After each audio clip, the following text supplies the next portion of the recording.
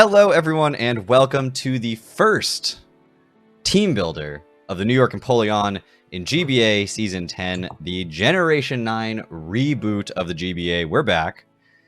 And this season, we are not alone. We are joined by our assistant coach, Addison, for all of our team building needs, all of our prep. She was instrumental in the draft, as you saw in the draft analysis. But, as I mentioned in the draft analysis, I think, for me, Pokemon's about community. Pokemon's about having friends that are involved in the process more than winning, more than the honor of being the sole contributor to my own team. And as a result, I have chosen a select few friends to include as a front office mock help. I mean, Addison's a busy person. I'm a busy person. It just helps to have a few extra people, a few extra hands on deck. And so in this case, I want to introduce to everybody Yahoodles. Would you like to say hello? I would like to say hello. Hello. So Yahoodles is going to join us for this team builder mock.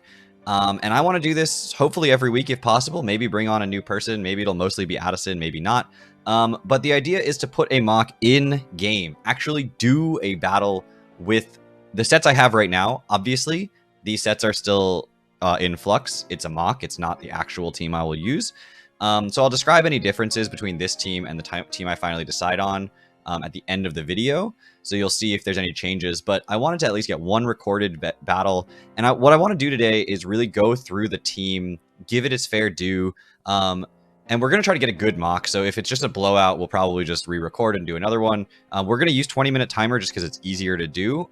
So the battle itself might be fairly quick and hopefully enjoyable content since it's just basically an extra battle every week. Yahoodles may bring a different team to the one that my opponent brings, maybe the same team. That's obviously the ideal mock, is when your opponent or your friend brings exactly the same team your opponent does.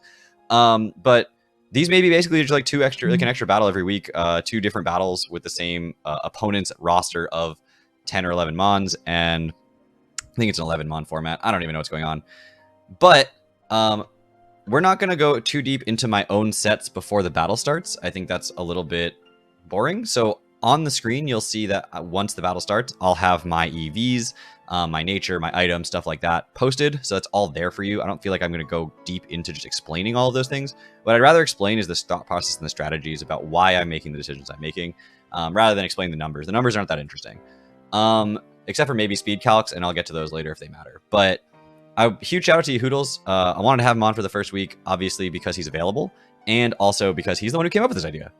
And I think it's really cool content. I think it's a really cool concept, and I think Yahoodles deserves a shout out for that. So thank you so much. Wow. Yeah. I'm currently shiny hunting throughout your intro, so. Did you find one? I did not, unfortunately.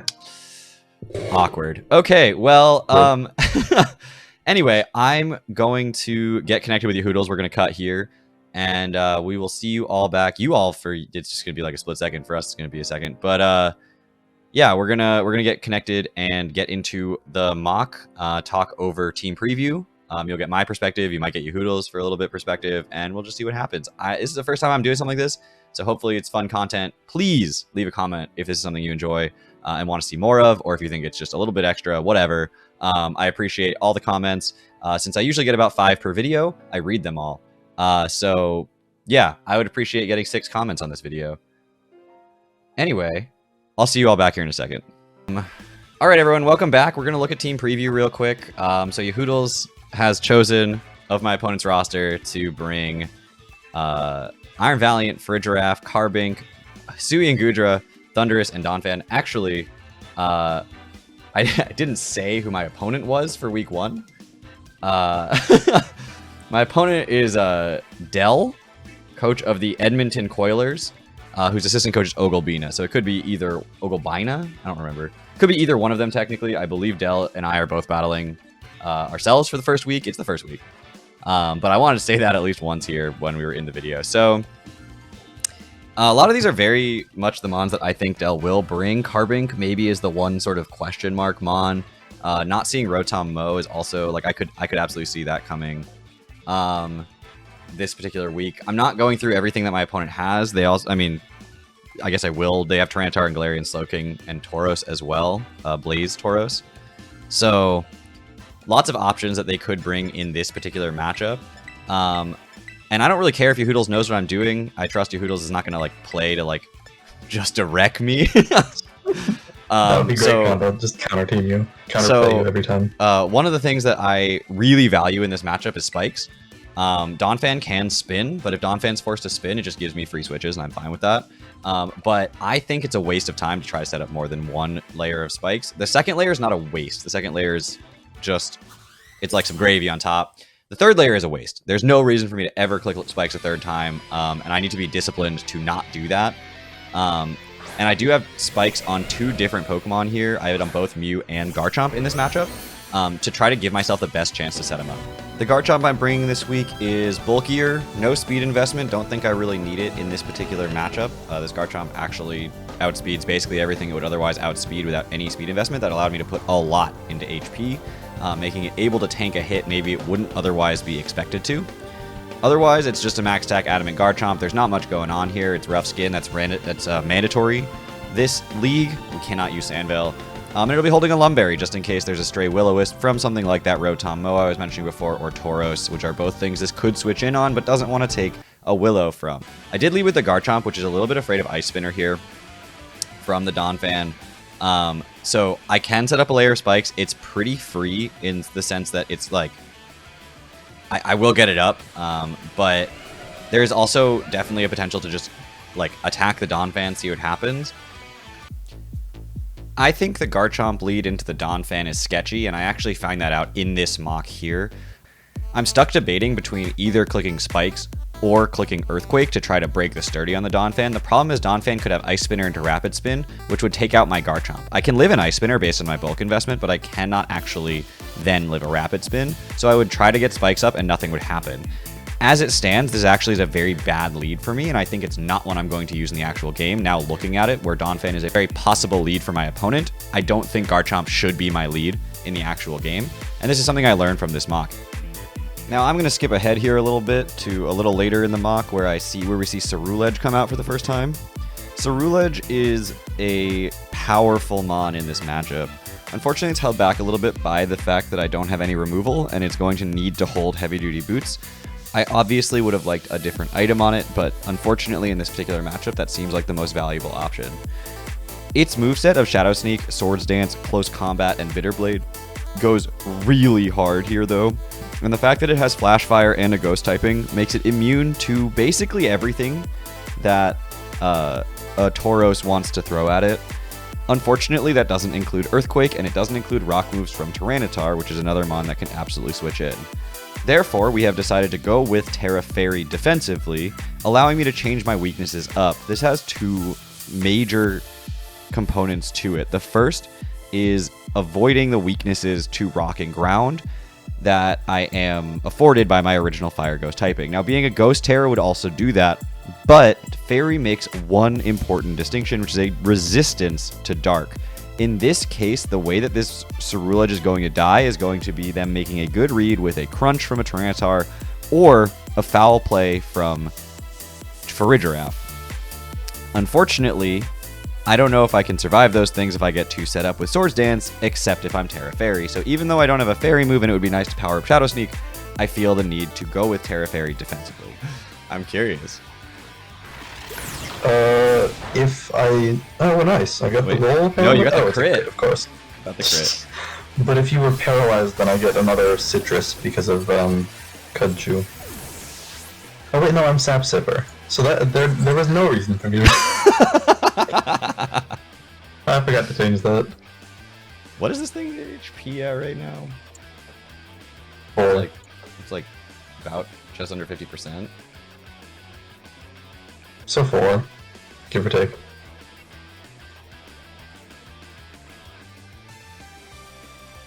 It's so tanky though. So yeah, I should be Kudju here. Zapdos may not be flashy, but it is the glue mon this team needs. It is fully physically defensive, and it tanks hits. This thing will survive basically any one hit from anything. Static, if it's physical, means that that is going to get punished severely. While Hurricane isn't the most accurate move in the world, it is a powerful move, and if we can get damage off with Hurricane, we are in great shape. Additionally, this thing will have access to Thunderbolt, Roost, and U-Turn, and I did want to run Volt Switch, but the Donphan makes me feel like I need the U-Turn on this set. Roost, 8 PP, we'll see. I mean, I don't play a lot of stall, so I don't know if that's actually going to be too much of a problem, but it is very limiting, obviously, in how long this thing can survive for, so therefore I did feel the need to run heavy-duty boots on this as well. Again, lacking removal, this thing needed to be defensively competent, and being at 75% initially just doesn't provide that. Donphan's too free to set up rocks in this game, and I'm just a little too worried about that, so I do want to make sure that this thing survives the hits it needs to take, and having boots will make the roosts hopefully sufficient to do that. So my opponent very well could be either Terra Fairy or Terra Ghost on this Iron Valiant. Like, I could see either one coming. Terra Fairy is definitely spooky. And just Scarf Moonblast, I think, cleans here. I don't want this video to be too stunted or too much cutting in and out of the content of the actual battles. So these last 3 mons I'm going to talk about while the battle is going on, since they didn't really get a chance to do anything in this particular match.